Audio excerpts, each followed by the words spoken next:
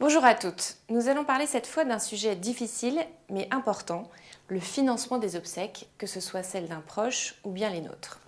Sachez que le coût des obsèques atteint en moyenne 3 500 €, mais il varie selon plusieurs facteurs.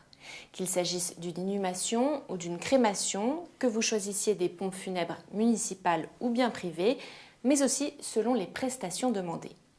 Les entreprises de pompes funèbres se font généralement payer la veille des obsèques. Cela va donc très vite.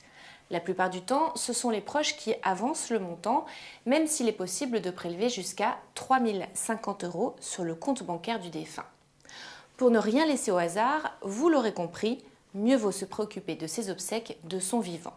C'est pour cela que les banques et les assureurs proposent des contrats d'assurance spécifiques. Il y a bien sûr l'assurance vie dont nous avons déjà parlé et dont une partie peut être réservée au financement des obsèques. Mais il y a aussi des produits qui leur sont exclusivement destinés. La cotisation peut être unique ou sur 10 ans et plus. Lors du décès, un capital sera versé aux bénéficiaires, un proche ou une entreprise de pompes funèbres.